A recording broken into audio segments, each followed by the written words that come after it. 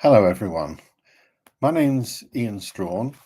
Hang on a minute, I've got a button to press here. Right. Hello, my name's Ian Strawn. I'm a member of a Facebook poetry group called Invisible Poets, which is a group of more than 70,000 members. Invisible Poets is run and owned by Wheelsong Poetry, which is a non-profit organisation that raises money for Save the Children. All profits from sales of their anthologies go to this cause. I'm going to read a couple of poems from this particular book, Wheelsong Poetry Anthology number 5. There are in fact 6 in total, and any of these can be purchased on Amazon or at the bookstore, and every purchase raises £3 to go to help starving children with Save the Children Fund. So the first poem I'm going to read is by David Catterton Grant, and it describes an actual Save the Children project. It's called The Camel Librarian. So here goes. Upon a log along the sandy path, pigtails wagging in Ethiopian gusts, the young girl waited for the library.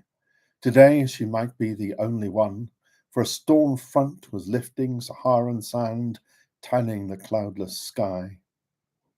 Yet she knew that her librarian would persevere, for she led the camel train that brought enchantment to children all along her track, undulating among the ever-shifting dunes like heaving oceans. Meanwhile, she'd revisit the heartbreak from one of her novels, when a fisherman had watched sharks devour his marlin. Such beauty in struggle, like hers, she thought. It reminded her of Sisyphus and his rock from the Greek mythology she'd read last month. And then the librarian came, her face swaddled against the strafing sand, her stoic camels leaning instinctively into the gale. Today they'd shelter beside the school where more children waited as the librarian pulled back her several layers of scarves. Her raven hair tumbled soft onto her shoulders while she began watering the dusty camels. Then she unrolled the rope ladders while 2 by 2 the children aligned for the climb up to their treasure.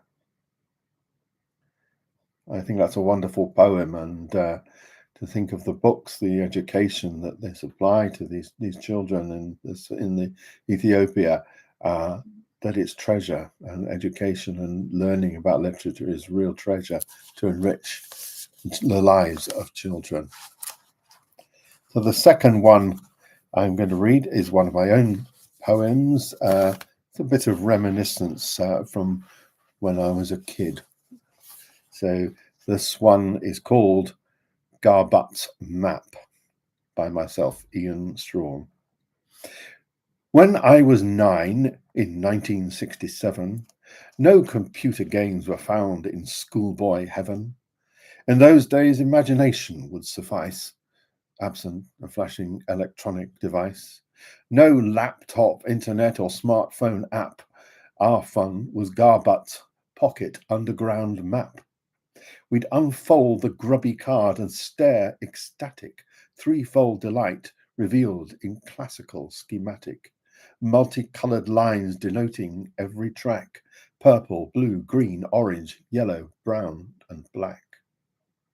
The hour-long trip from northward to London's heart, upon the purple Metropolitan line to start, unfolded lovely poetry of station names that flowed like Pinner, Wembley Park, and Finchley Road. The high-backed seats on dusty silver trains, the memory of Pattern Moquette still remains.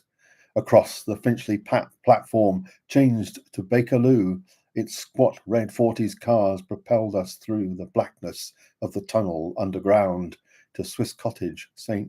John's Wood, London bound. But in the playground, with that map in hand, far more complex itineraries were planned. To Ongar via the Hainault Loop we'd go, the changes all worked out, the route we'd know. On the bottle-shaped yellow circle, racing round a few square inches, where adventure could be found. Oh, the daring deeds we boys imagined there, dramatic rescues in our minds from anywhere. Although today bright high-res graphics are desired, in 67 a cardboard map was all that was required. Thank you for listening. This has been a test run. It'll remain to see how it's going to turn out. But do think, if you liked either of those poems, consider buying this or any of the other Wheelsong anthologies. You can find them easily on Amazon, and every book raises £3 for Save the Children. Our strap line is Poetry Against Poverty.